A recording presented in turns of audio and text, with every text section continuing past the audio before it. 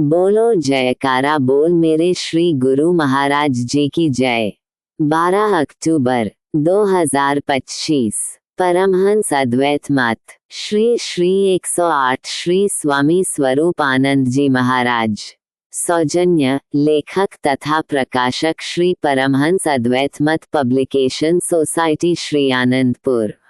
Compiled by स्कडेवान। आज का पाठ आगे पेज 235 से 238 तक। अगम रहस्य। संत महापुरुष कहते हैं कि इसी तरह संसार में अतिथि की तरह बनकर रहो।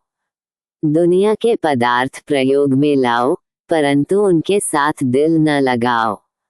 बाल बच्चों तथा परिवार का पालन पोषण करो, परंतु उनके मोह के ख्याल दिल में एकत्र न करो। उनके साथ तो अस्थायी संबंध है। मालिक ने इस संसार रूपी घर में मनुष्य की प्रत्येक आवश्यक वस्तु को रखा है, लेकिन तुम इनके मालिक नहीं हो। इन सब का मालिक कोई और है। यदि इन पदार्थों का मालिक बनने का प्रयत्न करोगे, इन सामानों के साथ लगाव रखोगे, मोह ममता के विचार दिल में इकट्ठे करोगे, तो इसका परिणाम ये होगा कि संसार से जाते समय बदनाम होकर जाओगे। संबंधी व दुनिया के सामान मृत्यु समय तुम्हारे साथ नहीं जा सकते, परंतु इनके साथ लगाव की तुम्हें सजा 84 लाख योनियां भोगनी पड़ेंगी। धन का ख्याल होने से सर्प की योनि मिलेगी। इसी प्रकार अन्यान्य योनियां मिलती हैं, जिन्हें भोगना पड़ेगा। दुनिया के सामान भी तुमसे छीन लिए गए और सजा भी नीच योनियों के रूप में तुम्हें भोगनी पड़ेगी। यदि संसार में मेहमान की तरह रहकर दुनिया के सब सामान प्रयोग में लाओगे और किसी वस्तु के साथ दिल नहीं लगाओगे, तो हंसते खेलते दुनिया से जाओगे। इसलिए दुनिया में इस प्रकार रहो जैसे कि कहा भी है। दोहा। जग रहू जगते अलग रहू, जोग जुगति की रीति। दूलन हृदय नामते, लाय रहो दृढ़ प्रीति।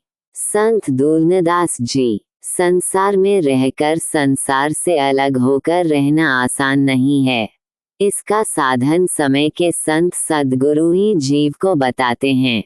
जिस मनुष्य ने भजनाभ्यास में अपनी सुरती को लगा लिया, जिसने अपनी चित्तवृत्ति को संयम में कर लिया, वही मनुष्य संसार में रहकर खाने पीने की वस्तुओं को सेवन में लाता हुआ उनमें अपना दिल नहीं फंसाता, परिवार में रहता हुआ मोह के विचारों से बचा रहता है। इसलिए भजनाभ्यास करना प्रत्येक व्यक्ति के लिए बहुत आवश्यक है। भजन करने से ही मनुष्य संसार में निलिप्त रह सकता है। श्री गुरुदेव महाराज जी के श्री प्रवचन सत्यता और यथार्थ की कसौटी पर तुले हुए थे। अंतिम समय तक वे परोपकार तथा परमार्थ के पथ पर आरूढ़ होकर प्रवचन फरमाते रहे, ताकि जीव इन पर चलकर अपना कल्याण कर सकें। एक दिन श्री प्रवचन हुए कि सुबह होती है, शाम होती है, उम्र यूं ही तमाम होती है। समय हर दशा में गुजरा जा रहा है। इसी समय में जैसा भी काम कर लिया जावे, मनुष्य को अधिकार है। समय ये किसी से नहीं कहता कि तुम इस समय ये काम करो या कोई अन्य काम करो। सूरज ने तो रोशनी देनी है, चाहे उसमें कोई ग्रंथ पढ़ ले, चाहे कोई व्यवहार का काम कर ले, चाहे सोकर समय गुजार दे। काम का करना या न करना मनुष्य के अपने वश में है। इसी समय में गुरुमुख जन अपना परलोक सुधार लेते हैं और सुखरू होकर संसार से जाते हैं, और मनमुख समय गंवाकर अपना नुकसान कर लेते हैं। मनमुख अपना सारा जीवन पेट के धंधों में गुजार देते हैं और बिना रूहानी कमाई के खाली हाथ संसार से जाते हैं। परंतु इसी समय में गुरुमुख भजन अभ्यास, सद्गुरु की सेवा तथा सत्संग का लाभ उठाकर अपने समय को सफल करते हैं। महापुरुष फरमाते हैं कि 184 जोनी सबाई, मानस कौ प्रभी दी वड्याई। इसु पौड़ी ते जो नरु छुके सो आए जाय दुख पायदा।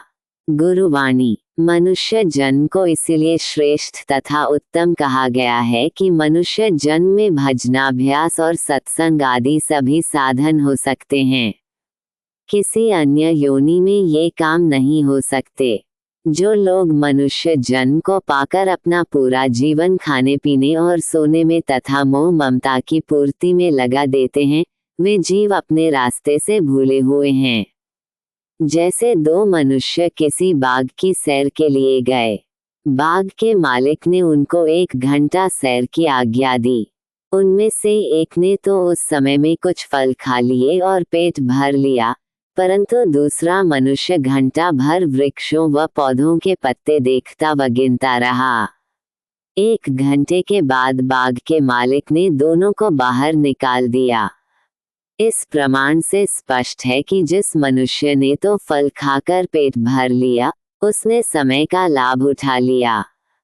इसके विपरीत जिस व्यक्ति ने केवल फूल, पत्ते, शाखाएं गिनने में समय गंवा दिया, उसे बाग के बाहर निकाल देने पर सिवाय पछताने के कुछ शेष न रह जाएगा, क्योंकि उसने वहां से कुछ प्राप्त न किया। इसी प्रकार मन की इच्छाओं को पूरा करना पत्ते गिनने के बराबर है। मनमति की कार्यवाही से मनुष्य की रूह को कोई लाभ नहीं। यदि शरीर का पालन पोषण करके पूरी आयु उसमें व्यतीत कर दी तो उसे क्या लाभ हुआ? शरीर तो नाशवान है। शरीर ने अंत में एक दिन यहीं रह जाना है। वे कर्म जो रूह के काम आने वाले हैं, उनकी तरफ यदि मनुष्य ने ध्यान न दिया तो संसार से खाली हाथ जाएगा और नीच योनियों का शिकार होगा। दोहा, आए हैं सो जाएंगे, राजा रंक फकीर। एक सिंहासन चढ़ी चले, एक बांधे जात जंजीर। परमसंत श्री कबीर साहिब जी। दुनिया नाशवान है। जो आया है उसने अवश्य ही एक दिन मृत्यु के मुंह में जाना है, मगर जाने जाने में अंतर है। जो गुरुमुख हैं, जिन्होंने अपने जीवन को गुरु की सेवा व भजनाभ्यास में लगा दिया है, वे उज्ज्वल मुख होकर संसार से जाते हैं, सिंहासन पर चढ़कर अर्थात सम्मान के साथ जाते हैं। जिन्होंने नाम व शब्द की कमाई नहीं की, उन्हें 84 लाख योनियों की यंत्रणाएं सहन करनी पड़ती हैं। इसलिए संसार में आकर गुरुमुखों वाला जीवन व्यतीत करो। संसार से उज्ज्वल मुख होकर जाओ ताकि तुम्हारा संसार में आना सफल हो। अगले पाठ में अगम रहस्य श्री परमहंस अद्वैत मत के महान केंद्र श्री आनंदपुर की स्थापना। पेज 238 से आगे।